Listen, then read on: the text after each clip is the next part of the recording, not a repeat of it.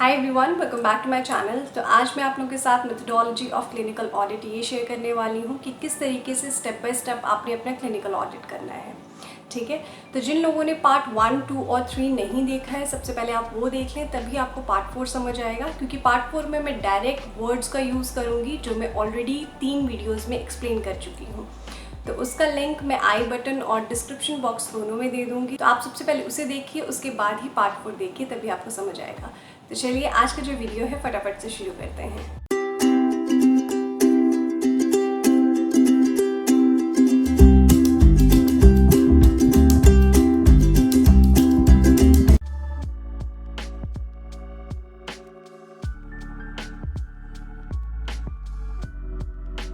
देखिए, जब भी आपने अपना क्लिनिकल ऑडिट स्टार्ट करना है तो उसका फर्स्ट स्टेप है सिलेक्शन ऑफ टॉपिक। इस पे मैं बकायदा पार्ट 3 बना चुकी हूँ, जिसमें मैंने आपको डायरेक्ट टॉपिक्स ही बता दिए हैं ताकि आपको बिना टाइम वेस्ट किए फटाफट से आप अपना टॉपिक उठाएं और क्लिनिकल ऑडिट स्टार्ट कर दें।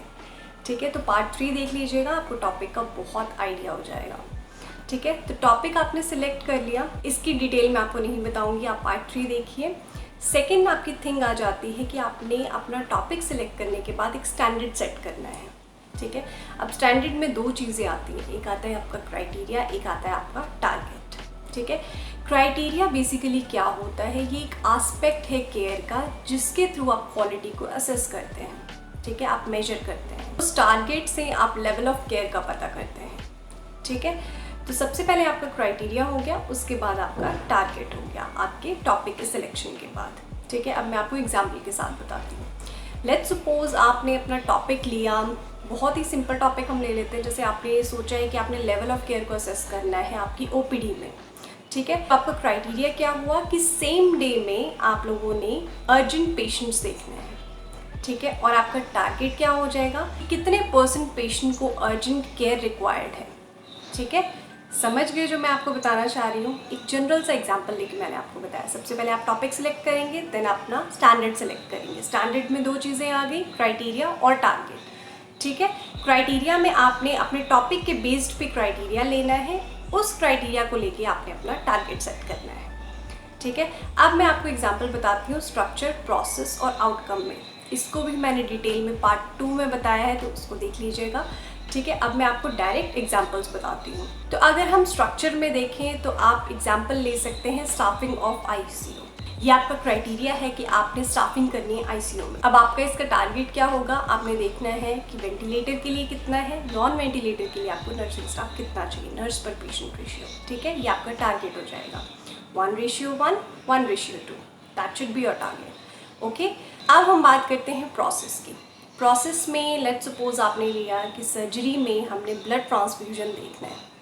ठीक है, ये आपका क्राइटेरिया हो गया टॉपिक वाइज। फिर आपने ये क्राइटेरिया देखा कि कितने % लोगों को ब्लड ट्रांसफ्यूजन किया है, उसके लेवल ऑफ केयर क्या है, उनको कोई प्रॉब्लम तो नहीं आई। ये चीज़ आप असेस करेंगे अपने क्लिनिकल ऑडिट, इसमें जिन लोगों को आपने ब्लड ट्रांसफ्यूज किया है ड्यूरिंग सर्जरी। ठीक है, अब आउटकम में आपने हेल्थ स्टेटस बताना है। ठीक है, that is your let's suppose case fatality. तो आपने देखना है कि इतने % से ज़्यादा किसी स्पेसिफिक प्रोसीजर के लिए आपकी ये रेशियो ज़्यादा नहीं होनी चाहिए। ठीक है, तो that should be your outcome. तो सबसे पहले आपने क्या किया, टॉपिक सेलेक्ट किया, देन आपने स्टैंडर्ड को सेट किया, स्टैंडर्ड में क्राइटेरिया, देन टारगेट। ओके, इसका मैंने डायरेक्ट आपको एग्जाम्पल बताया, इसलिए मैं आपको बोली थी कि मैं डायरेक्ट बोलूँगी। आप लोग पार्ट 1, 2, 3 देख लीजिए। अब मैं आपको बताऊँगी इसको लिखना कैसे है। तो आपने सब चीज़ें कर ली, आपका टॉपिक सिलेक्ट हुआ, टॉपिक के बेसिस पे आपने डेटा को सिलेक्ट किया। ठीक है, अननेसेसरी डेटा कलेक्शन नहीं करनी है, इसीलिए मैं बोल रही हूँ कि आपका topic should be very well defined और फोकस्ड। ठीक है, आपने अपने टॉपिक के बेसिस पे ही डेटा कलेक्ट करना है, अननेसेसरी चीज़ें आपका टाइम वेस्ट करेंगी। ठीक है, तो सबसे पहले वर्कशीट प्रिपेयर करते टाइम आपने अपना पर्पस लिखना है। That should be simplest. आपका पर्पस होगा, पर्पस के बाद आपने क्या क्या डेटा निकाला है वो सारी चीज़ें उसमें मेंशन करेंगे। उसके बाद अगर आपका कोई सैम्पल साइज़ है, लेट्स सपोज अगर आप फाइल से ऑडिट कर रहे हैं तो आप अपनी फाइल का सैम्पल साइज़ लिखेंगे कि इतने से इतने टाइम तक की फाइल्स मैंने असेस की हैं। ठीक है, आप किसी भी तरीके से कर सकते हैं, आप इसको एडमिट पेशेंट पे भी कर सकते हैं। आप अपना डेटा जो आप लोगों ने रखा होगा काफ़ी टाइम से आईपीडी फाइल्स का, आप उन पे भी कर सकते हैं, जैसे कि मैंने आपको बताया था लॉन्ग और शॉर्ट स्टे केसेस। ठीक है, तो अगर आप इस तरीके का सैम्पल साइज ले रहे हैं तो उसमें आपने मेंशन करना है अपने ऑडिट में, ठीक है। तो पर्पस, देन आपका डेटा कलेक्शन, देन आपका सैम्पल साइज अगर कोई है तो। उसके बाद आपने क्या करना है, प्रोबेबिलिटी ज़रूर लिखनी है। अगर आपका टॉपिक डिमांड करता है आपकी फाइल्स में नोट्स का होना, तो आपने ये चीज़ कंसिडर करनी है कि आपके कितने % नोट्स जो हैं वो मिसिंग हैं और कितने % नोट्स आपको चाहिए, ठीक है। अगर आपका टॉपिक डिमांड करता है पर्सन्स की, पेशेंट्स की, स्टाफ की, ठीक है, अगर आप स्ट्रक्चर में कर रहे हैं तो आपने उस चीज़ की भी प्रोबेबिलिटी लिखनी है कि कितना % स्टाफ आपका सर्वे में इन्वॉल्व होने के लिए रेडी है, कितना आपको मना कर रहा है, कितने लोग छुट्टी पे हैं, ठीक है। इस तरीके का डेटा आपने प्रोबेबिलिटी जो है वो मेंशन ज़रूर करनी है। आपने अपना क्राइटेरिया लिखना है टॉपिक का, आपने अपना टारगेट बेस जो भी आपने सिलेक्ट किया होगा वो उसमें मेंशन करना है, ठीक है। ये सारी चीज़ें हो जाने के बाद आप करेंगे अपनी इवैल्यूएशन को एक टेबुलर फॉर्म में उतारेंगे, ठीक है। आपने जो भी एक्सपीरियंस किया है अपने ऑडिट से वो चीज़ आप एक टेबुलर फॉर्म में बताएंगे। टेबुलर फॉर्म में क्या होता है, इंटरप्रेट करने में काफ़ी इजी हो जाता है, और अगर आपने आगे इसकी स्टैटिस्टिक्स बनानी है तो बहुत ही ईजिली टेबुलर फॉर्म से बन जाएगी, ठीक है। इसलिए आप अपनी इवैल्यूएशंस को टेबुलर फॉर्म में लिखेंगे। उसके बाद आती है आपकी interpretations. Interpretation is very important part, ठीक है। आपने जो भी ऑडिट किया है उसकी क्या इंटरप्रिटेशंस है वो आपने लिखनी है। तो इंटरप्रिटेशन में आपकी केस में क्या डेफिशिएंसी थी, ठीक है, आपने क्या सॉल्यूशंस दिए हैं, क्या करेक्टिव और प्रिवेंटिव एक्शन प्लान किए हैं, किस तरीके से आप उसको इम्प्लीमेंट करेंगे, क्या आपका ओवरऑल प्रोसीडिंग्स है, उसके बाद जो भी आपकी डेफिशिएंसीज आई हैं आप वो सारा प्लान जो है उसमें लिखेंगे और उसके बाद अपनी प्रोसीडिंग्स को इनिशिएट करेंगे, ठीक है। ये सभी के साथ कम्युनिकेट होगा, तभी आपके पेशेंट के आउटकम्स को हम क्वालिटी वाइज इम्प्रूव कर सकते हैं, ठीक है। तो इस तरीके से आप ऑडिट करेंगे। आई होप आप लोग को समझ आ चुका होगा।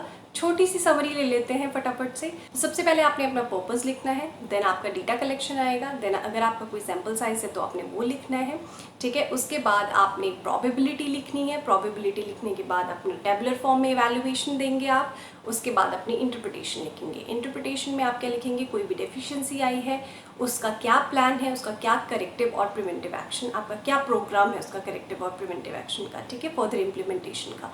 तो ये सारी चीज़ें आपकी वर्कशीट प्रिपरेशन में काम आएगी। और गाइस एक और चीज़, एक वीडियो का लिंक मैं आपको आई बटन में दे रही हूँ जिसका नाम है case study in clinical audit practical application. आप इस वीडियो को ज़रूर देख लीजिए, आपको बहुत कुछ पता चल जाएगा कि मैंने पार्ट 4 में आपको क्या बोला है, ठीक है। तो पार्ट 4 तक मैं अपनी क्लिनिकल ऑडिट हिंदी सीरीज़ को फिनिश करती हूँ। अगर आपके कोई स्पेसिफिक क्वेश्चंस हैं तो आप इस वीडियो के नीचे कमेंट कीजिएगा। अगर कमेंट मुझे लगता है क्वेश्चंस का आंसर काफ़ी लंबा होगा तो डेफिनेटली मैं आप लोगों के लिए वीडियो बनाऊँगी। अगर पॉसिबल हुआ तो मैं आपको वहीं पर आंसर कर दूँगी, ठीक है। तो आज के लिए बस इतना ही। मैं मिलती हूँ आपसे नेक्स्ट न्यू फ्रेश वीडियो में। Till then bye bye, take care and stay safe.